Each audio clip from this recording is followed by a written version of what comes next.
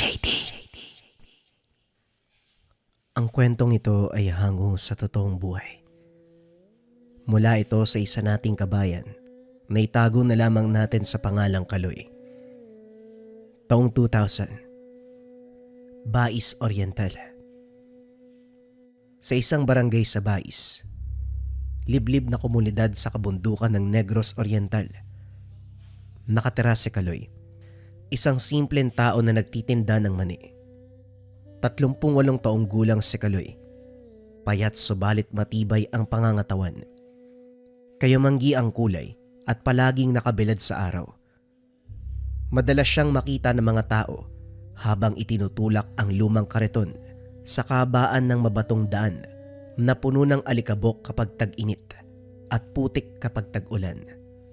Sa bawat supot ng mani na may bebenta sa palengke ng bayan, nadadagdagan ang pantustos ng pamilya sa araw-araw. Merong 2 anak si Kaloy na dahilan ng walang sawang pagsusumikap. Si Gerald ay 12 anyos, nasa ika-6 na baitang sa pampublikong paaralan sa baryo. Madalas naglalakad ng halos 1 oras upang makarating sa klase. Mahilig mag-aral at nangangarap maging guro balang araw. Si Thea, kasalukuyang 7 taong gulang, ipinanganak na may kapansanan. Hindi niya magawang maglakad at huli na ring nakapagsalita. Madalas ay nasa duyan, nakasabit sa ilalim ng bahay. Bagaman limitado ang kilos, nagdadala siya ng kakaibang ligaya sa pamilya, lalo na sa kanyang ngiti na laging nagbibigay ng pag-asa kay Kaloy. Wala na ang asawa ni Kaloy sapagkat ito'y pumanaw nung ipinanganak pa lamang si Thea. Dahil dito, mag-isa niyang pinasan ang lahat ng responsibilidad kasabay ng mga mabigat na alalahanin. Sa tahanan, kasama rin nila si Nanay Duray, 65 taong gulang na ina ni Kaloy. Katuwang sa pagbabantay at pag-aalaga sa mga bata, lalo na kay Thea, habang naglalako ng mani si Kaloy. Ang kanilang bahay ay yari sa kahoy at pawid, nakatirik sa gilid ng bundok. Mula rito tanaw ang malalawak na taniman ng tubo at palayan na umaabot hanggang sa paanan ng bundok. Sa ilalim ng bahay, nakasalansan ang mga lumang gamit, sirang mesa, mga kahoy na tuyot at mga lata ng mantika na nagsisilbing imbakan ng mani. Bagamat maliit at payak, ito ang nagsisilbing kanlungan ng pamilya. Sa gitna ng kahirapan, pinupuno nila ito ng malasakit, pagtutulungan at pagmamahalan. Nagsimula ang lahat ng maagang magising si Kaloy. Sa labas ng bahay, unti-unting sumisilip ang araw mula sa likod ng mga bundok ng Negros Oriental. Ramdam ang malamig na simoy ng hangin, hangin na may halong amoy ng lupa at usok mula sa mga kapitbahay na nagluluto ng almusal. Pumasok siya sa kusina, kagad hinanda ang malaking kawa. Binuhos ang mga hilaw na mani at saka tinimplahan ng asin na siya mismo ang bumili kahapon mula sa palengke. Habang unti-unting umiinit ang kawali, sumisingaw ang amoy ng nilulutong mani. Dama niya ang nakasanayang ritmo ng kanyang araw. Isang simpleng pamumuhay na nakaikot sa pagtitinda upang may mailaman sa sikmura ng mga anak. Nang magsimulang pumutok ang balat ng mani, kumalat ang amoy nito sa buong bahay. Kinuha niya ang isang dakot para tikman, ngunit napahinto siya. Habang kinakain ni Kaloy ang kinuhang mani, may kakaiba siyang naramdaman. Ilang butil ng mani ang matigas na parang bato. Kagad niya itong inilabas mula sa bibig. Tinignan ng mabuti. Makintab ito. May kulay kayumanggi na mas matingkad kumpara sa karaniwan. Ano ba to? Bakit ang tigas? May batong nakahalo sa mga manigo? Habang nakabuka ang palad, napansin niyang may kakaibang kislap ang maliit na bagay. Hindi ito karaniwang mani. Para itong may gintong uring nakabalot sa balat. Kumikislap kapag nadadampian ng liwanag mula sa butas ng dingding. Sa bawat iglap, mas lalo siyang nabibighani sa anyo ng bagay na nakita. Sa halip na itapon, maingat niya itong itinabi. Binunot niya ang isang maliit na pulang supot at doon inilagay ang bagay. Pagkatapos, isinuksok niya ito sa bulsa, kasabay ng isang ngiti na puno ng pag-asa. Wala naman sigurong mawawala kung itatago ko muna to. Baka pampaswerte to eh. Muling ibinalik ni Kaloy ang atensyon sa pagluluto ng mani. Hindi mawala sa isipan ang nakita. Para bang may kakaibang init na dumadaloy sa kanyang dibdib. Isang pakiramdam na hindi maipaliwanag. At sa kaibuturan ng isipan, napatanong siya kung ano nga ba ang may dudulot ng bagay na yon sa kanilang buhay. Kinagabihan, dahan-dahang itinulak ni Kaloy ang kanyang kariton papunta sa plaza ng bayan upang magtinda sa lugar. Mabigat man ang gulong sa lubak-lubak na daan, hindi ito naging hadlang. Sanay na ang kanyang mga bisig sa ganitong gawain. Madilim ang kalsada at tanging dilaw na liwanag mula sa mga lampara na nakasabit sa beranda ng ilang bahay. Pati na rin ang may hinang ilaw mula sa iilang lumang poste ang nagsilbing gabay sa paglalakad. Pagdating sa plaza, kagad siyang sinalubong ng masiglang ingay ng gabi. Gaya ng nakasanayan, puno ng buhay ang paligid. Mga kabataang habol ng habol sa laro ng taguan. Ang kanilang mga sigaw at halakhak, humahalo na rin sa himig na mga gitara na pinapatugtog ng ilang musikero. Sa lilim ng mga punong kahoy, may matatandang nakaupo, abala sa pag-uusap tungkol sa mga lumang araw. Samantalang sa hangin, kumalat ang matamis at maalat na halimuyak ng inihaw na mais, nahalo sa bagyang mapaklang amoy ng usok ng sigarilyo at sa natural na alimuom ng pawis sa mga tao. Ang plaza, tila isang maliit na universo kung saan ang bawat sulok ay may sariling kwento. At si Kaloy, sa kanyang simpleng kariton ng mani, isa sa mga tahimik na bahagi ng buhay na iyon.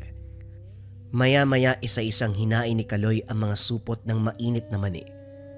Ilang bata ang lumapit, bumili ng tagi-isang supot, kaagad tumakbo papalayo. May ilang matanda din ang bumili, ngunit katulad dati, kaunti lamang ang kumagat. Sa kabila ng ingay ng paligid, ramdam ni Kaloy ang kalungkutan, ang pagod sa pagtutulak, at bigat ng iniisip para sa pamilya ay bumabalik sa dibdib. Nang matapos ang palabas, unti-unting nagsiuwian ang mga tao. Naiwan pa rin ang iilang supot ng mani. Pag-uwi, dala ang mga natira. Pagdating sa bahay, sinalubong siya ng mga anak, pati na rin ni Nanay Doray. Isa-isa niyang inilabas ang mga supot mula sa kariton at inabot sa kanila. Ito na muna ang hapunan natin.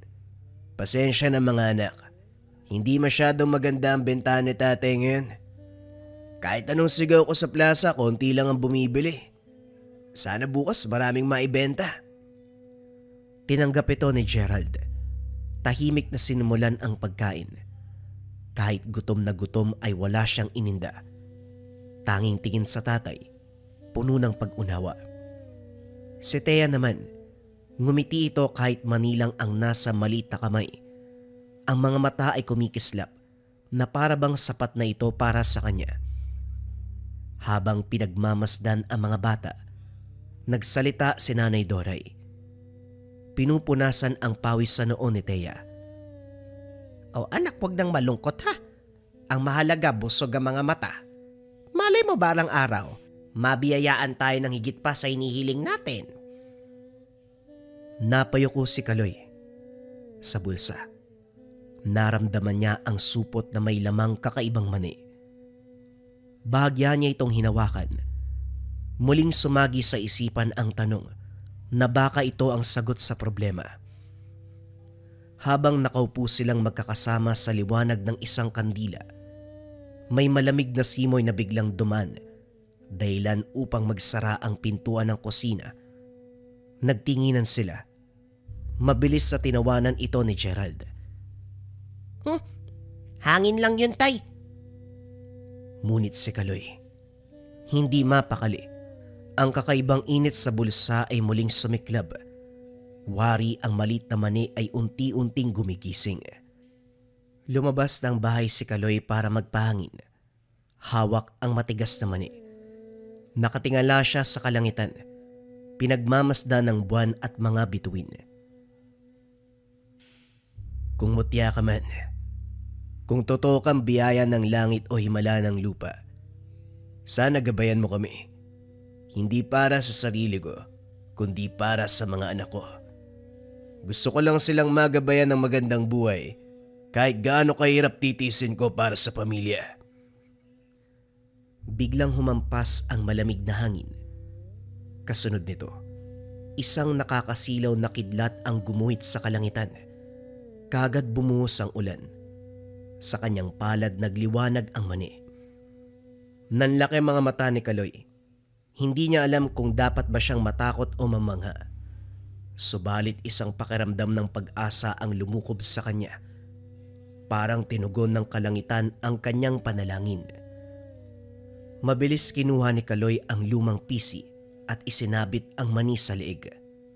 Ginawa niya itong kwintas. Habang nakasabit ito sa dibdib, dama niya ang kakaibang tibok na para bang kasabay ng sariling puso. Huminga siya ng malalim at gumiti ng bahagya. Kahit nanginginig pa ang mga kamay dahil sa pagkabigla sa mga nangyayari. Mula noon, hindi na tinanggal ni Kaloy ang kwintas. Sa bawat araw na lumilipas, dala niya ang liwanag ng mutya. At ang hindi pa niya alam, unti-unti na nitong babaguhin ang buhay ng kanyang pamilya.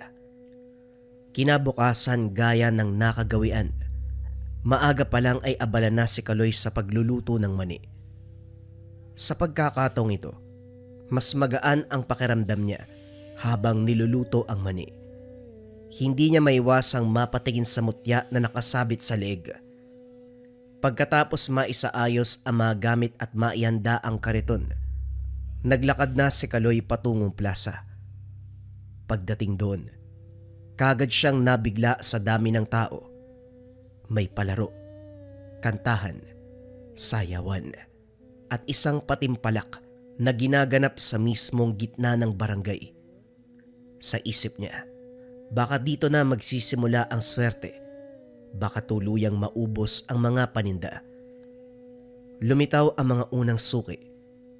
May nagpapareserba ng 2. May kumuha ng 5. Kagad na puno ng sigla ang paligid dahil sa bango ng mainit na mani. Hindi pa siya nakakahinga. Sunod-sunod na lumapit. Wala pang 1 oras. Ubos kagad ang laman ng kanyang kariton. Namangha si Kaloy at umuwi ng maaga. Noon kahit hanggang 10:00 ng gabi, may natitira pa. Pero hanggang ngayon, halos pinag-aagawan pa ang kanyang mga paninda. Sa huling sandali may isang matandang lumapit. Sumubok na humabol sa pagbili. Sa kasamaang palad, wala nang natira ni isang supot kaya't nagpaumanhin si Kaloy. Gayunpaman, nangako siyang magluluto pa bukas at sisiguraduhin mauuna ang matanda sa kanyang mga suki. Pag-uwi ni Kaloy dala ang mga baryang kinita. Mula sa mabilis na pagkaubos ng mga paninda, nakapagtabi ng malaking pera. Sa unang pagkakataon, matapos ang matagal na panahon, nakabili siya ng 1 kilo ng bigas, 2 delata at gatas para kay Thea. Pagdating niya sa tahanan, kagad na sumalubong si Gerald. Tatay, ang dami niyo naman pong dala. Tulungan ko na po kayo. Uy, tay, may gatas po ako oh. Wika ni Thea. Napaluha si Kaloy sa tagpong iyon. Noon lamang siya muling nakapag-uwi ng ganong karaming pagkain sa isang gabi. Tahimik na nakamasid si Nanang Doray at marahang tumango. Anak, maraming salamat ha. Maganda ang benta mo ngayon. Kitang-kita ko ang tuwa ng mga bata. Noon pa man sinasabi ko sa iyo, darating din ang oras Naahon tayo dahil sa sipag at tiyaga mo. Ngayon unti-unti na nating maabot yan. Makalipas ang ilang araw, kapansin-pansin na ang kakaibang swerte ni Kaloy. Dahil dito, unti-unti ring napapansin na mga kapwa nagtitinda ang pagbabago. Habang abala sa pag-aayos ng barya si Kaloy, nakatanaw mula sa kabilang pwesto si Mang Ador. Ang matagal nang nagtitinda ng inihaw na mais. Napakunot ang noo nito. Halatang nagtataka. Aba, mukhang may iniwang pamana ang tatay ni Kaloy ah. Bigla na lang umangat ah. Dati pareho lang eh. Halos wala tayong maibenta. Ngayon parang sinasalubong na siya na bata oh. Wika ni Mang Ador. Hindi maiwasang sumabat ni Mercy. Tama ka, Mang Ador. Ibang-iba ang bentahan niya ngayon. Baka may sekreto yang si Kaloy. Hindi ganyan ang kalakaran dati. Baka nag-alay yan. O kaya may ginamit na anting-anting. Hindi normal ang swerte. Nagsimula ang mga bulungan. Iba't ibang usapan. Meron pang mga nagbibiro na baka ang mani ay may halong gayuma. Sa gitna ng ingay ng merkado, sumisiksik sa pandinig ni Kaloy ang bawat salitang tumutukoy sa kanya. Bagyang napahinto si Kaloy sa pagbabalot ng mani. Narinig niya ang mga bulungan. Ramdam ang mga matang palihim na nakamasid. Mas piniling manahimik. Sa halip na magpaliwanag, mas minabuting ituon ng atensyon sa mga suki. Ngumiti sa bawat bayad. Maingat na inaabot ang bawat supot ng mani na parang yun na lamang ang tanging mahalaga. Sa isip niya malinaw ang sagot. Hindi kailangang ipaliwanag ang mutya, ang himala, o maging ang biglaang pag-angat ng kabuhayan. Ang mahalaga, nakikita niyang busog ang kanyang mga anak. May gatas si Thea, may baon si Gerald, at may ngiti sa labi ni Nanay Doray. Sa kabila ng mga bulungan, lalong tumibay ang paninindigan. Hindi lahat ng biyaya ay kailangang ipaliwanag. Minsan sapat ng tanggapin na may pasasalamat. Nang magsimula ang tuloy-tuloy na swerte ni Kaloy, napaisip siya na sabihin sa kanyang ina ang tungkol sa mutya dahil hindi niya alam kung swerte lang ang may dudulot nito. Pagdating ng bahay, may dala na namang grocery si Kaloy. Masigla siyang sinalubong ng mga bata. Habang abala sa pag-aayos sa mga pinamili, tinawag niya si Nanay Doray. "Nay, may gusto po sana akong sabihin." Ano yun, anak? Umupo si Kaloy. Hawak-hawak ang maliit na mutya. Kumikinang ito sa ilaw ng lampara. "Ito ho, Nay, oh. Natagpuan ko ilang linggo na ang nakalipas. Hindi ko alam kung ito ang dahilan kung bakit sunod-sunod ang swerte natin. Pero natatakot din po ako sa susunod na mangyayari." Sandaling natahimik si Nanay Doray. Nakatitig lamang sa mutya. Wari na gulat. Nag-isip ng malalim. Saan mo naman nakita, anak? Hindi ordinaryong mani yan ah. "Doon ko nakuha sa mamani ko mismo. Akala ko nga buto lang kaya kinain ko na. Pero nilawa ko kagad kasi ang tigas eh. Doon lang ako nagtaka kung ano talaga to eh." Alam mo, anak, aaminin ko. Nung una, hindi ko pinaniniwalaan ang tungkol dyan. Pero isipin mo, hindi na nagkakapalya. Palagi na lang ubos ang paninda mo. Sunod-sunod ang swerte at napakabilis ng lahat ng pangyayari. Hindi ka ba nagtataka? Baka nga may dalang kakaiba yan. Kaya ako nga ho nasabi sa inyo, hindi ko alam kung swerte yung binibigay nito o baka meron ng kapalit. Kaloy, mabuti pang dalin mo yan kay Kaboyet. Nakakabahala na rin kasi. Siya lang ang makakapagsabi kung anong klase ng mutya talaga yan. Sandaling natahimik si Kaloy. Nakatitig sa mutya. Hindi alam kung kaginhawaan o panganib ang dala nito. Sapagkat sa mga mata ng kanyang ina, may liwanag ng pag-asa. Kinabukasan maagang gumayak si Kaloy. Bitbit ang kaba at pag-asa Pinuntahan ang bahay ni Boyet, ang kilalang albularyo sa bayan. Ang bahay nito ay yari sa kahoy. May mga halamang nakasabit sa bintana at sa paligid ay amoy ng tuyong dahon at usok ng insenso. Tao po. Tao po ka, Boyet. Nandyan ho ba kayo sa loob? Ilang sandali ang lumipas bago marahang bumukas ang pinto. Mula rito, lumabas ang isang matandang lalaki. Mahaba ang balbas, kulay abo, puting-puti na wari kumikislap sa sinag ng araw. Ang buhok niya ay mahaba rin, nakalugay sa balikat, at sa bawat takbang ay sumasabay ang ugong ng kanyang tungkod na yari sa matigas na kahoy. Kaloy, ikaw pala. Anong sadya mo't napaaga ka rito? Halika, pasok ka muna. Pumasok si Kaloy. Naupo silang dalawa sa bangkong kawayan. Ramdam ni Kaloy ang bigat ng katahimikan, kaya kagad inilabas ang mutsyang nakasabit sa leg. Maingat niya itong inilapag sa mesa. Kaboyet, ito ang gusto kong ipatingin eh. Natagpuan ko ito sa mga manigo. Hindi ko alam kung bakit magmula nung nakuha ko to. Sunod-sunod na ang swerte namin. Pero natatakot pa rin ako baka may kapalit eh. Sandaling tumitig si Kaboyet sa mutya. Hindi siya nagulat na para bang alam na kung ano ang karap. Kinuha niya ito at hinawakan ng maigpit at saka tumingin kay Kaloy. Kaloy, ang hawak mo ay isang mutya. Hindi basta-basta. Malakas ang kapangyarihan nito. Mutya na nagbibigay ng swerte, biyaya at proteksyon laban sa masasamang elemento. Natigilan si Kaloy. Hindi alam kung matutuwa o mas matatakot. Totoo ba Kaboyet? Kaya po ba bigla na lang gumanda ang kita ko? Pero paano kung mawala to? O hindi kaya may hininging kapalit? Tandaan mo, hindi sapat na hawakan lang ang mutya. Kailangang alagaan, pakainin ng dasal, patibayin ng mabubuting gawa at wag na wag mong hahayaan na manaig ang kasakiman.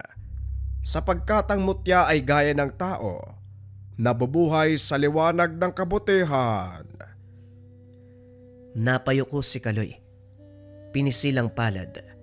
Ramdam ang bigat ng responsibilidad. Ngunit sa loob niya, alam niyang iyon lamang ang tamang landas. Ang maging mabuti, hindi lamang para sa sarili, kundi para sa iba. Isang gabi habang abala si Kaloy sa pagtitinda ng mani sa plaza, lumapit ang isang matandang babae. Mabagal ang bawat hakbang. May hawak na tungkod na mas matanda pa sa kanya. Nakasuot ng kupas na saya na halos punit-punit sa tagiliran. Bawat galaw, animoy may bigat na hindi mapaliwanag. Paglapit ito sa kariton, kinuha ang isang supot ng mani. Iaabot na sana ni Kaloy nang biglang kumislap ang mutya na nakasabit sa kanyang dibdib. Ramdam niya ang biglang pag-init at pintig nito na para bang may nagbabadyang panganib. Napatigil si Kaloy. Gulat na napatingin sa matanda. Ganon din ang matanda. Malaki ang mga mata. Nagbago ang reaksyon ng muka. Mabilis na iniwas ang tingin. Salamat na lang. Hindi ko na pala kailangan iyo. Hindi na ako bibili. Ibinaba nito ang supot ng mani at halos matumba sa pagmamadali habang tumatalikod. Sa bilis ng paglalakad, nabangga pa niya ang ilang dumaraan na kagad namang nagbulong-bulungan. Ano kaya nangyari dun? Hindi man lang niya kinuha yung mani. Napatingin siya sa mutya. Kumikislap pa din ito. Bagamat unti-unting humuhupa ang liwanag, kinabahan si Kaloy. Pinilit ngumiti sa mga natitirang suki. Ayaw niyang ipahalata ang kaba. Nang matapos ang gabi, muling ubos sa mga paninda. Bitbit ang perang kinita at ilang perasong pagkain para sa pamilya. Tinahak niya ang masukal na daan pauwi. Tanging liwanag ng buwan at huni ng mga kuliglig ang kasama. Kaso nga lang hindi niya namalayan, isang anino ang sumusunod sa kanya. Ang matandang babae. Tahimik itong lumalakad sa masukal na gilid ng daan. Makikita lamang ang hugis ng pagkayuko sa katawan sa ilalim ng maputlang liwanag ng buwan. Sa mga mata, kumikislap ang mapanganib na ningning. Hindi siya basta matanda. Isang uri ng aswang. Narinig ni Kaloy ang kakaibang kaluskos sa mga dahon at sanga. Kagad hininto ang kariton. Kinuha mula sa ilalim nito ang matalim na itak na laging dala simulat sa pool bilang proteksyon sa hindi inaasahang pangyayari. Sino yan? Huwag ka magtago, lumabas ka! Tumigil ang mga yabag. Mula sa anino lumitaw ang matanda. Ngayon mas malinaw na ang anyo niya. Ang mga ngiti ay naging pagngisi. At sa kabila ng kulubot na balat, kumikislap ang matutulis na ngipin. Hindi ka pang karaniwang tendero, Kaloy. Ramdam ko ang mutsyang dala mo. Kaya pala ako natigilan kanina. Malakas ang proteksyon mo. Pero hindi ka palaging poprotekta ng mutya. Masarap ang dugo mo. Muling nagliwanag ang mutya. Mas maliwanag kumpara kanina. Parang apoy na nagbabantang sumiklab. Ramdam ni Kaloy ang init at lakas na dumadaloy sa katawan. Hawak ang itak. Mariin niyang tinapik ang kahoy ng kariton para magingay. Wari ba na nagpapatapang ng kalooban? Kung may balak ka masama, huwag mo nang ituloy. Hindi ako nag-iisa. Dahil pinoprotektahan ako ng mutya ko. Ibinuka ng matanda ang bibig. Lumabas ang matatalim na ngipin na gutom na gutom. Sa mismong sandaling iyon, biglang kumislap ang mutya. Isang matalim na liwanag ang bumalot kay Kaloy. Napatras ang aswang. Napasingap. Nagsimulang umurong. Hindi magtatagal ang kapangyarihan ng mutya mo, Kaloy. Babalikan kita. Sa isang iglap, nawala ito sa dilim ng masukal na gubat. Iniwan si Kaloy na nakahawak pa rin sa itak. Humihingal. Tinitignan ng mutya na ngayoy unti-unti nang kumakalma. Pagdating ni Kaloy sa kabilang bahay, agad niyang ipinasok ang kariton at sinara ang pintuan. Nanginginig pa rin ang mga kamay. Hawak-hawak ang mutya na ngayon ay malamig na uli. Nakita niya si Nanay Duray at nakaupo ito sa papag. Tinatahi ang sirang damit ni Thea. Kagad nitong napansin ang kakaibang itsura ng anak. Anak, bakit parang namumutla ka? May nangyari ba sa plaza? Huminga ng malalim si Kaloy bago nagsalita. Nay, may lumapit pong matanda kanina. Bumili siya ng mani. Pero nagliwanag ang mutya ko. Bigla na lang siyang tumigil at umalis. Hindi ko na sana iisipin, pero habang pauwi po ako, sinundan niya ako. Ramdam ko ang presensya niya sa masukal na daan. Hindi po siya basta matanda, Nay. Nakita ko mismo. Nagpalit siya ng anyo at naging aswang. Nabitawan ni Nanay Duray ang karayom. Kagad itong napatingin sa anak. Nanlaki ang mga mata. Aswa! Diyos ko, anak. Mabuti na lang dala mo ang mutya kung hindi. Kung hindi, baka wala na ho ako ngayon, Nay. Hinabol niya ako hanggang sa masukal na daan. Pero nung kumislap ang mutya, napatras siya at naglaho. Sandaling natahimik ang paligid. Tanging huni ng kuliglig at ihip ng hangin ang maririnig sa labas. Ramdam ni Kaloy ang bigat ng mga salitang binitawan. Anak, hindi natin pwedeng ipagsawalang bahala to. Kung totoo ngang aswang ang lumapit sa'yo, ibig sabihin alam nila kung nasaan ka. Baka pati mga anak mo madamay. Yun na nga ang iniisip ko, Nay. Kailangan nating humingi ng tulong. Si Kaboyet lang nakakaalam ng tungkol sa mutya. Siya lang ang makakapagsabi kung paano ko ito mapoprotektahan. Hindi lang ako, pati ho kayo. Kinabukasan maagang umalis si Kaloy papunta sa kabilang bayan. Maingat niyang tinahak ang daan. Dala ang mutya na nakasugbit sa tagiliran ang itak. Pagdating sa bahay ni Kaboyet, kumatok si Kaloy. Magandang umaga ho, Kaboyet. Inaasahan ko ang pagdating mo. May naramdaman akong kakaiba kagabi. Halika, pumasok ka. Pagupo sa loob ng bahay, amoy insenso at halamang gamot. Pinaliwanag niya ang pangyayari mula sa plaza hanggang sa masukal na daan kung saan sila nagharap ng aswang. Tahimik na nakikinig si Kaboyet. Nakapikit. Pinapakinggan ang mismong alon ng kwento sa hangin. Hindi basta-basta ang nakasalubong mo, Kaloy. Ang mutya ay nasa iyo. Kilala ito ng mga nilalang ng kadiliman, kaya sila nag-aalangang lumapit. Pero tandaan mo, kung mas lumalakas ang proteksyon mo, lalo ring tatapang ang mga aswang na susubok na sumira dito. Ibig pong sabihin, Kaboyet, hindi titigil ang mga yun. Hindi. Hanggat hindi mo natututunang alagaan at palakasin ang mutya mo, hindi sapat na hawak lang ito. Kailangan mong alagaan ang sarili mong puso, dasal, kabutihan at lakas ng kalooban. Dahil ang mutya, anak lang ng pananampalataya at gawa. Kung marupok ang kalooban mo, mawawalan ito ng bisa. Nakasalalay ang kapangyarihan ng isang bagay sa iyong paniniwala at pagkilos. Kahit ano pong mangyari, hindi ko to susukuhan.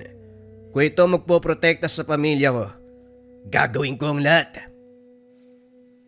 Sandaling natahimik si Kaboyet. Tumayo siya at kumuha ng maliit na sisidlan na gawa sa langis at dahon. Ipinahid niya ito sa mutya at saka nagdasal ng mahaba. Pabulong. Hindi maiintindihan ng karaniwang tao. Nang matapos, tumingala siya kay Kaloy. Kaloy, simula ngayon, hindi ka na basta tendero ng mani. May dala kang kapangyarihan na babantayan at susubukin ng dilim. Huwag kang bibitiw. At kapag dumating ang oras, kailangan mong pumili. Manatiling tahimik o ipaglaban ang lahat ng mahal mo. Pagsapit ng gabi, hindi mapakali si Kaloy habang natutulog si Nanay Duray at ang mga bata. Nanatili siyang gising sa labas ng kubo. Hawak ang itak, nakasabit sa legang mutya. Nakakabingi ang katahimikan ng paligid. Nakaramdam si Kaloy ng panganib. Muli na namang kumislap ang mutya. Mahina kumpara sa una, ngunit unti-unting lumakas ang liwanag. Nandito na naman sila. Mula sa madamong bahagi ng kagubatan, lumitaw ang matandang babae. Ngayon hindi na siya nag-iisa. Kasama ang dalawang nilalang. Mga aswang na pulang-pula ang mga mata. Mahaba ang mga kuko. Gising dahil sa gutom at uhaw sa dugo. Ano, Kaloy? Akala mo ba ligtas ka na dahil sa mutya mo? Huwag kang magpapadala sa liwanag niyan sapagkat mas lalo ka lang nitong inilalapit sa amin. Ang dugo mo ay mas matamis, mas babango dahil pinili ka ng kapangyarihan. Hindi ka namin tatantanan hanggang sa huling pintig ng iyong puso. Umangat ang buhok ni Kaloy sa batok. Nanatili siyang matatag. Itinaas ang mutya. Itinapat sa buwan. Kumislap ito ng mas maliwanag. Sagot sa kanyang tapang. Hindi niyo ako matatakot. Hindi niyo rin madadampian ang pamilya ko. Hanggat buhay ako, hindi kayo makakalapit sa kanila. Mabilis na sumugod ang isa sa mga nilalang. Mahabang kuko ang nakaumang. Bago pa siya makalapit, biglang kumawala mula sa mutya ang nakakasilaw na liwanag. Napatras ang mga nilalang. Napasigaw. Dahan-dahang natunaw sa alab ng liwanag. Nang makita ito ng matandang babae ay napatras siya, hindi makapaniwala. Hindi pa. Hindi pa ito tapos. Maganda ka. Babalikan kita. Bago pa siya makatakbo, muling kumislap ang mutya. Bumalot sa paligid ng malakas na liwanag na wari apoy ng buwan. Sumigaw ang matanda hanggang sa tuluyang naglaho. Naiwan si Kaloy. Hingal na hingal. Hawak ang itak. Sa halip na panghinaan ay nakaramdam ng matinding ginhawa. Hindi siya nag-iisa. Ang mutya ay hindi lamang nagbibigay ng swerte at proteksyon. Ito'y sagot sa kanyang panalangin. Biyaya na kailangang ingatan. Pumasok siya sa kanilang bahay. Nakita si Nanay Doray, gising at nag-aalala. Anak, narinig ko ang lahat. Diyos ko, salamat at ligtas ka. Totoo ang mutya. Hindi lang para sa iyo, kundi para sa lahat. Simula ngayon, hindi ko na lang iisipin na swerte natin ang bagay na to. Isa itong tungkulin. Hanggat nasa akin ang mutya, gagamitin ko ito para ipagtanggol ang ating pamilya at buong baryo. Hindi doon natapos ang kwento. Habang patuloy na nagbibigay ng proteksyon ng mutya, lalong dumadagsa ang biyaya sa kanilang pamilya. Ang dating simpleng kariton, lumago, nakapagpunda ng sariling lupain, nakapagtanim ng iba't ibang uri na bumuhay sa kanila. Si Thea na dati may karamdaman, unti-unting gumaling. Sapat na gamot at maayos sa pagkain, kaya nang bilhin ni Kaloy. Si Gerald ay nakapag-aral ng maayos, palagi nang may baon. Hindi rin nakalimot si Kaloy na tumulong sa iba. Kapag may kapitbahay na nagugutom, palagi may dalang supot ng mani o bigas. Kapag may nagkakasakit, hindi nagdadalawang isip na tumulong. At higit sa lahat, kapag may masamang banta ng nilalang, siya ang unang sumasaklolo. Dala ang kapangyarihan ng tangang mutya, ang simpleng mutya ng mani na nagbibigay ng kayamanan at kalakasan. Ang susunod na kwento ay tungkol sa palaspas na pangpatay ng aswang. Simulan na ang storya. Ang kwentong ito ay hango sa totoong buhay. Mula ito sa isa nating kabayan na itago na lamang natin sa pangalang Nina.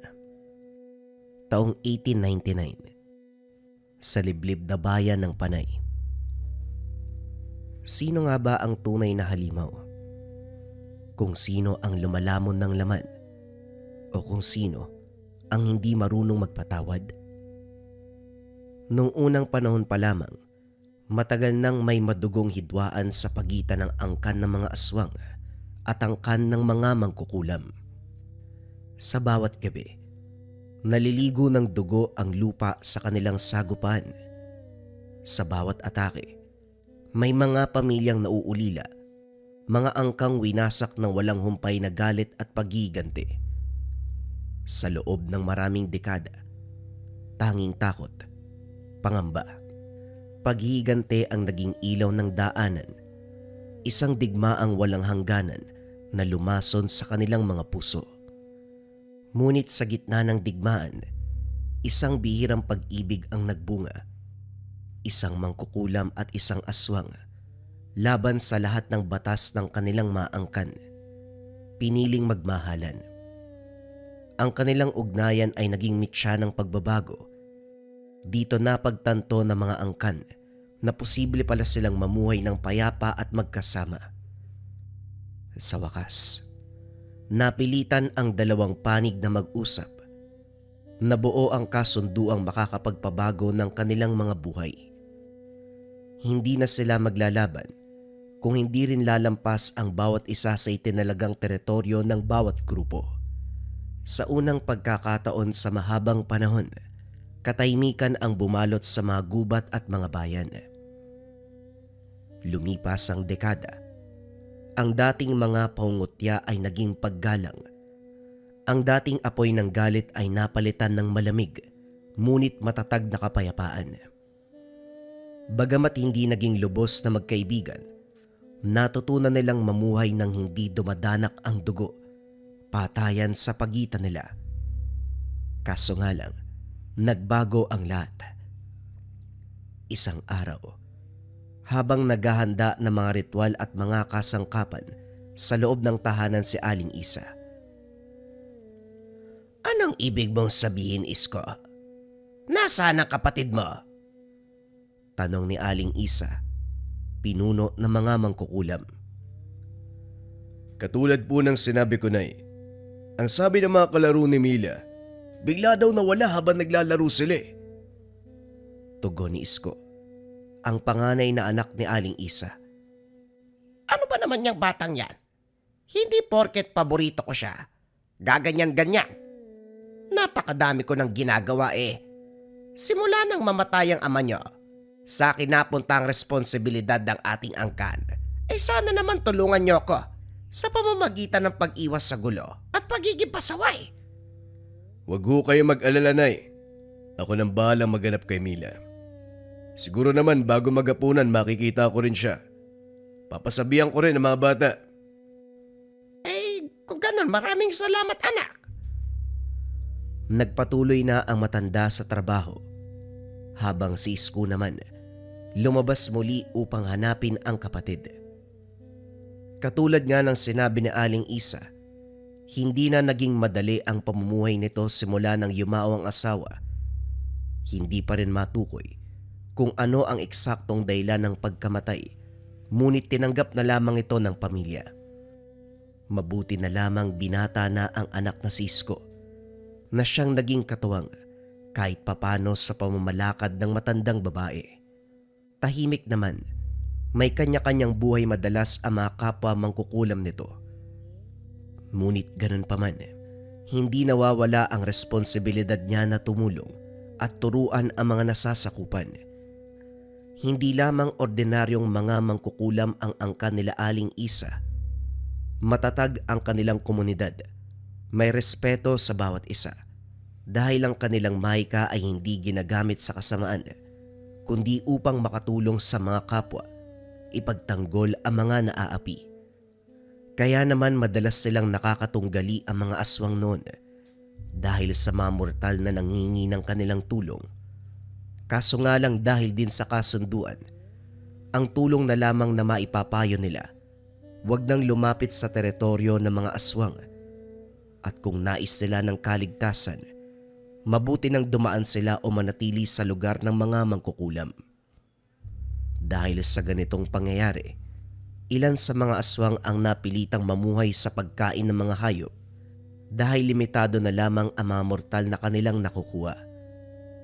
Gayunpaman, nakayanan naman ng kabilang grupo dahil kalaunan nasanay sila sa ganitong kalakaran. O Isko, anong oras na? At bakit hindi mo pa kasama si Mila? Tanong ni Aling Isa sa anak.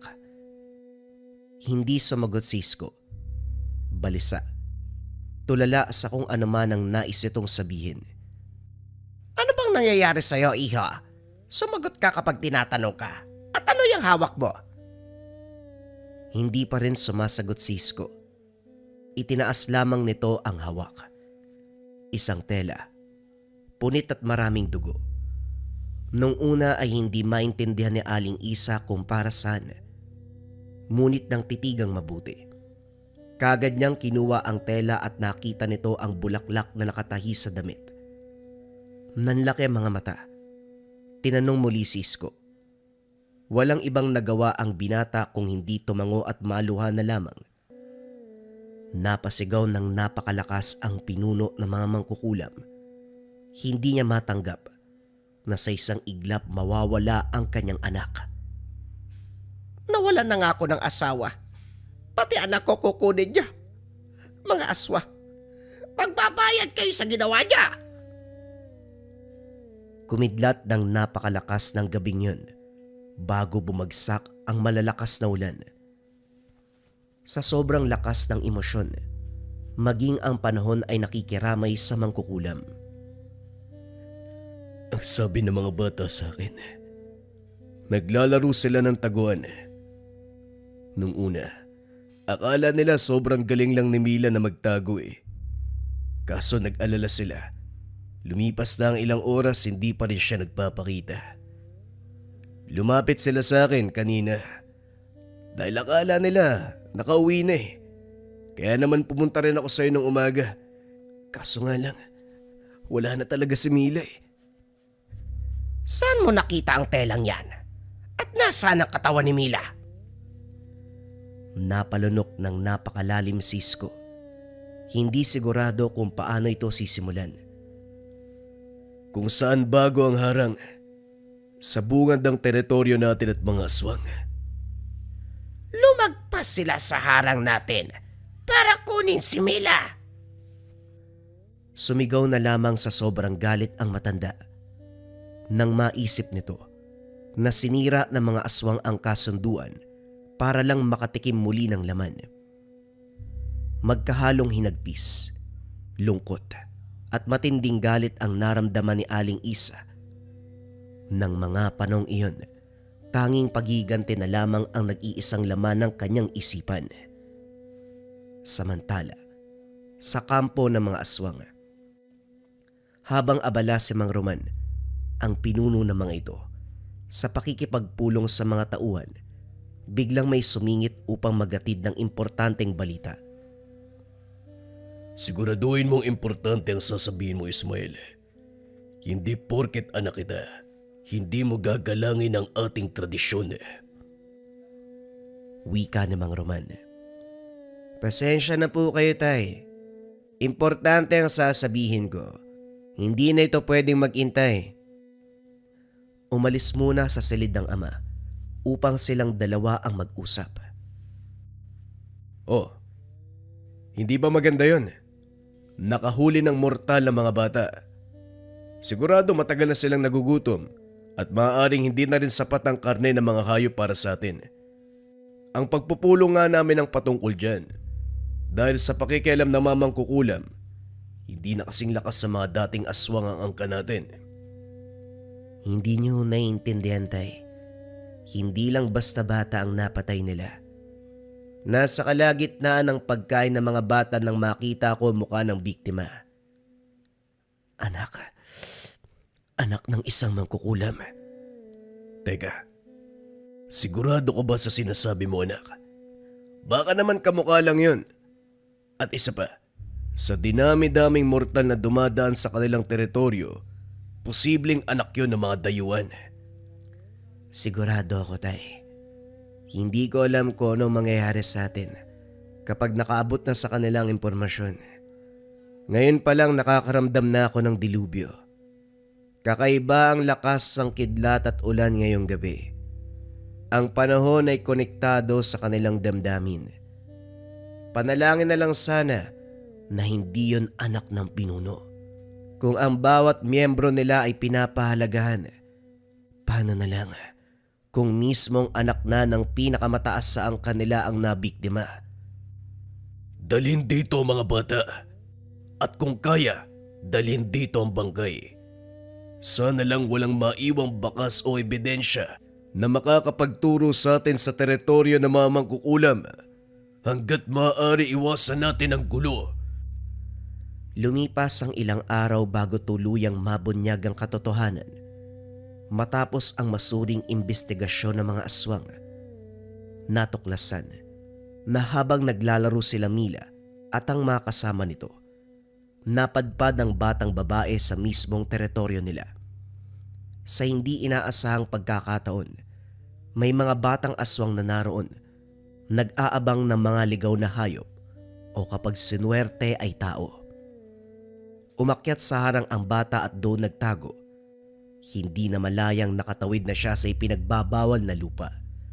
Nang matuntun siya ng mga batang aswang, kagad sinunggaban. Sa paniniwalang isa lamang itong mortal na napadpad sa kanilang puok. Lalo na't bihira lamang ang ganitong pagkakataon. Hindi na nila pinalampas pa. Walang kalaban-laban ang 10 taong gulang na bata. Huli na nang matuklasan ng mga aswang na anak pala ito ng pinuno ng mga mangkukulam. Ito na nga ang kinakatakutan ni Mang Roman, na ang mismong dugo ng kalabang pinuno ang nasawi. Alam niyang malaki ang posibilidad na maghihigante ang mga ito. Hindi ba alam ng batang yon ang kasunduan? Hindi siya dapat lumampas sa harang. Kung tutusin, sariling kapabayaan niya ang nangyari. Nasa naman nagbabantay? Bakit siya nakalampas? Hindi siya dapat magiganti, lalo na't sila naman ang may pagkakamali. Ganon nga po, tay. Ngunit kahit anong paliwanag natin, hindi nakikinig ang matanda. Lalo na't kakamatay lang din ang asawa niya. Hindi niya siguro matanggap na maging anak niya ay mawawala din. Hindi natin kasalanan ang bagay na yan. Malinaw ang kasunduan. Kung sisirain niya ito ay lalaban tayo. Huwag po sana nating kalimutan ng maaaring kabayaran ng digmaan, Ama. Maraming inosente ang madadawit dito. Napagtanto ni Mang Roman na tama ang sinabi. Hanggat maaari ayaw din itong mawala ng angkan. Hindi dahil sa kaduwagan. Ayaw lamang na magsayang ng panahon at mga tauhan. Kulang na sila sa pagkain, lalo na't nalilimitahan na ang mga taong nauhuli ng mga ito. Hindi na kasing lakas, katulad ng dati ang kanyang mga alagad. Kaya naman ilang beses kinausap ni Mang Roman si Aling Isa. Ngunit kahit anong paliwanag, hindi pa rin mababago ang katotohanan. Pinatay ng mga aswang ang anak nito. Nay, itutuloy mo pa rin ba ang laban sa mga aswang? Ilang beses na nilang ipinaliwanag ang tunay na nangyari kay Mila. Masakit mang isipin pero tama sila. Nasa atin ang problema. Nasisiraan ka na ba? Anong nakain mo? Bakit naniniwala ka sa mga aswang? Sa tingin mo ba nagsasabi sila ng totoo? Malaki ang posibilidad na pinagtatakpan nila ang kapwa nila. Dapat una pa lang, hindi na sila nabuhay. Wala na silang ibang ginawa kung hindi kumuha at pumatay. Ang nararapat sa kanila, mawala ang buong lahi para matapos na ang lahat ng ito. Kahit anong pagpapaliwanag ay hindi na uubra. Sigurado na ang pinuno na mamangkukulam, ipaghihigante ang pagkawala ng anak. Inihanda nito ang mga kasapi, naganda ng malalakas na orasyon, mga sandata at lahat ng kailangan upang hindi lang magigante, kundi tapusin ang lahi ng mga aswang. Halos hindi na makilala ni Isko ang kanyang ina. Ang dating maamo at maunawaing matanda ay nabalot na ng lungkot at potang puso. Mahaba at gulo-gulo ang puting buhok. Malaki at maitim na ang ilalim ng mga mata. Tila ilang buwan nang hindi natutulog. Ang mga mata ay sobrang pula. Hindi humihinto sa kakaiyak. Madumi at sira-sira na ang mga damit. Akalain mong itim na mangkukulam na ang ina sa labis sa sama ng loob na nararamdaman. Anong gagawin natin sa mamang kukulam, Roman? Hindi tayo pwedeng mag-antay, lalo na't alam natin na aatake sila. Maraming mga bata dito at pamilyang umaasa sa atin. Wika ni Maya, ang asawa ni Mang Roman. Maraming mauulila kung hindi tayo lalaban, lalo na't hindi na ganong kalakas ang depensa natin. Pero siguradong mauubos tayo kung hahayaan lamang natin sila. Ang pinakamagandang gawin sa ngayon ay maganda. Wika ni Mang Roman, habang hinahanda ang mga kasapi. Paano na lang ang mga anak natin, Roman? Si Ismael nasa wastong edad na, pero paano mga bata? Hindi ko hahayaang mapano ang mga anak natin. Sa laban huwag kayo magpapakita. Magtago ka kasama mga kabataan. Gawin mo ang lahat upang protektahan sila kung sakaling matuntun kayo ng mga mangkukulam. Wika ni Mang Roman bago tuluyang umalis. Isang gabi, habang bilog ang buwan, nagtipon-tipon sa gubat ang mga mangkukulam. Nakahanda ang mga orasyon, apoy, maging ang sandata, Takot man pero handang lumaban. Tandaan nyo, ang layunin natin ay hindi lang patayin ang mga aswang, kundi ubusin ang kanilang lahi. Hindi na tayo susunod pa sa makalumang usapan. Hindi rin tayo matatakot para sa kaligtasan ng ating mga anak at mga mortal na ating tinutulugan. Hindi na mangangamba pa na sila ay mamamatay. Ngayong gabi, tatapusin natin ang lahat. Nagsimula na magdasal ang ilan. Ito ay upang proteksyonan ang mga lalaban. Kasama si Isko sa mamandirigma. Ngunit kitang-kita sa kanyang muka ang pag-aalinlangan. Naiulitin ko, sigurado po ba talaga kayo sa plano? Pag-isipan niyong mabuti. May mga kasama tayong pwedeng masawi sa laban. May mga pamilya silang mauulila. Alam natin ang katotohanan na tayo may kasalanan dito. Si Mila ang hindi tumapad sa usapan. Lumagpas siya sa hangganan. Naririnig mo ba ang sarili mo? Mga halimaw ang kalaban natin. Ano bang malay nila sa konsepto ng pamilya? Ang gusto lang nila kumain ng kumain. At isa pa, handa naman tayo. Sigurado kung hindi na ganun kalaki mawawala sa kampo natin. Paano mo nagagawang sikmurain? Nakampihan ng mga laing pumatay sa kapatid mo. Hindi na nakasagot pa si Isko nang salubungin siya ng matalim na titig ng ina. Ibang-iba na ang anyo nito. Hindi na may tuturing na tao, kundi isang halimaw. Namumuo sa mukha nito ang matinding galit at pagkadismaya. Kitang-kita rin na handang isakripisyo kahit ang kapakanan ng mga kasapi, basta lamang may sakatuparan ang pagiganti.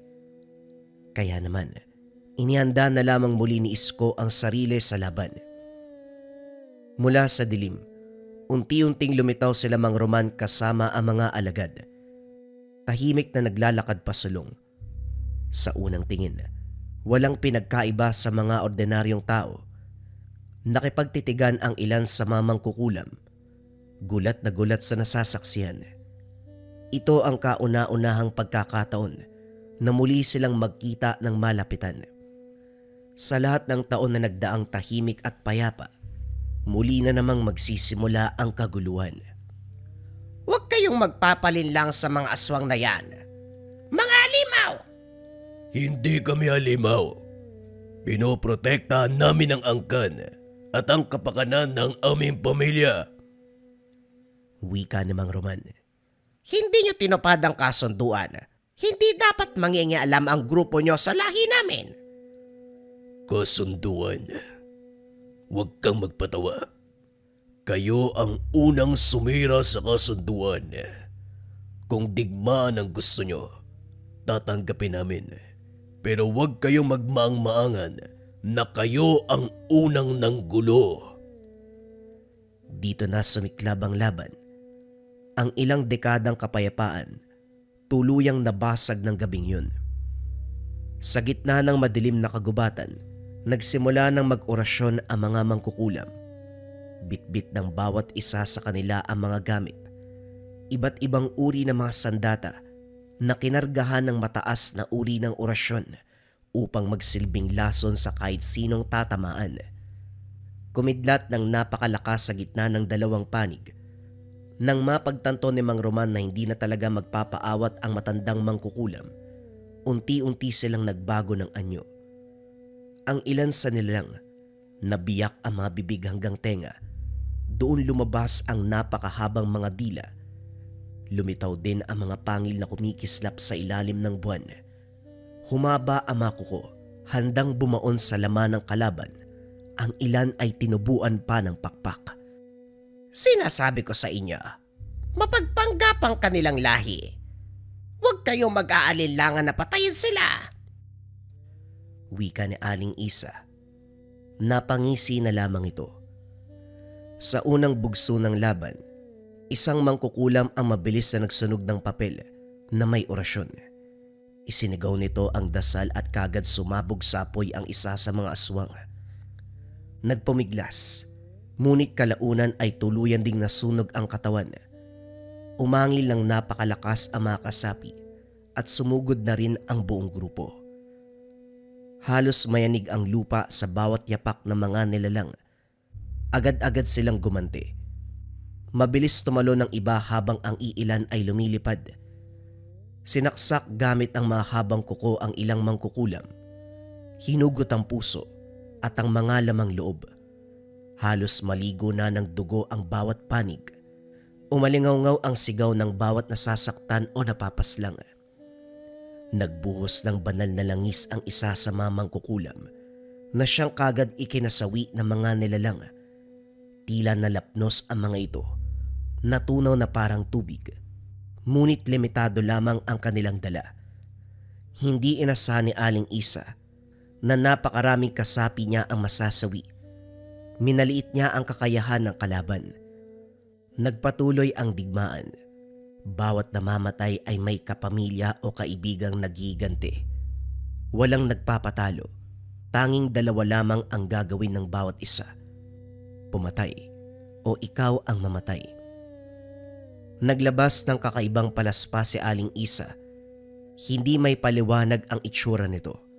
Isang hampas lamang ay nagliliyab kagad ang aswang na natamaan ng hangin nito na tila papel na nasusunog. Maraming umatake kay Aling Isa, ngunit lahat sila ay nasawi. Hindi pa rin nagpatalo ang kanilang grupo. Dumarami ang mga nilalang na lumalabas mula sa ilalim ng lupa. Sinakmal ng ilan ang leeg ng mga mangkukulam upang hindi na makapag-orasyon, habang ang iba naman pinilas ang kanilang balat habang buhay pa. May mangkukulam na nagpakawala ng abo mula sa banga. At nang masingot ng dalawang aswang, bumula ang kanilang bibig at namatay. Ngunit kapalit nito, isang aswang ang lumapit mula sa dilim at kinuyog siya. Pinagpira-piraso ang kanyang mga buto, kalamnan, hanggang sa hindi na makilala ang katawan. Sa bawat aswang na bumabagsak, may kapalit na buhay ng mangkukulam na nawawala. Ang lupay na bahira ng dugo. Ang hangin ay amoy bakal na sinunog na laman. Ang sigawan ng orasyon, halakhak ng halimaw ay nagsanib. Lumikha ng malaimpyernong eksena sa gitna ng kagubatan. Hanggang kailan tayo makikipagdigmaan, Nay? Hanggang sa maubos ba ang kalahi natin? Hanggang maubos ang lahi nila. Tignan mo, Nay. Parami sila ng parami. Parang gawa sa lupa ang iba. Hindi tayo mananalo sa labang to. Sa sobrang galit, nasampal ni Aling Isa ang anak. Pagod na ako. Kumakampi ka sa kalaban. Kung hindi mo mahal ang kapatid mo, mahal ko ang anak ko. Pero hindi to tama, Nay. Tignan mo ang paligid mo. Wala nang makakawi sa kani-kanilang pamilya. Marami ng batang mauulila. At maniwala ka o hindi, ang mga tinuturing mong kalaban natin may mga pamilya din. Sana inisip nila yan bago kunin ang anak ko. Hindi pa rin nawawala sa mga mata ni Aling Isa ang pananabik na magiganti. Kagad nitong hinanap ang mga anak ni Mang Roman. Wari ng matanda na kung mapapaslang niya ang mga ito, maaaring ito ang makapagpatahimik ng galit. Itigil mo na ang binabalak mo, Nay. Hindi pagpatay ng inosente ang mga sagot sa pagkamatay ni Mila. Kahit patayin mo ang lahat ng aswang, hindi mo na siya mabubuhay pa. At ano gusto mo, patawarin ko sila? Hindi ko hahayaang mapunta lamang sa wala ang pagkamatay ng anak ko. Nagsagawa ng orasyon si Aling Isa upang matunton ang kinaroroonan ng mga anak ni Roman. Dahil malaki na si Ismael, minabuti niyang maliliit na bata katulad ni Mila ang kanyang kikitilin. Natuntun nito ang pinagtataguan ni Aling Maya at ang kanyang mga anak. Matinding labanan ang namagitan sa dalawang ina. Ang inang gagawin lahat upang magiganti. At ang inang handang mamatay, maprotektahan lamang ang mga ito. Habang si Isko ay hinahanap ng ina, alam niyang sa huli, pagsisisihan din ng matanda ang gagawin. Sa gitna ng labanan ng dalawang ina, kahit sagutan, tuluyang napatay ni Aling Isa si Aling Maya. Bumagsak ito sa lupa at pinagutan niya ng ulo. Umiiyak at takot na takot ang dalawang batang naiwan, isang babae at isang lalaki. Maigpit na magkayakap. Tila hindi alam kung ano ang nangyayari at bakit pinatay ang kanilang ina. Itinaas na ni Aling Isa ang palaspas, handang isagawa ang huling pag-atake. Ngunit nang tumama ang kanyang paningin sa mga mata ng batang babae, bigla siyang nanghina. Parang nawalan ng lakas sa mga braso. Napalood siya sa harapan nito. Dahan-dahan siyang nilapitan ng batang aswang. Umiiyak pa rin ito.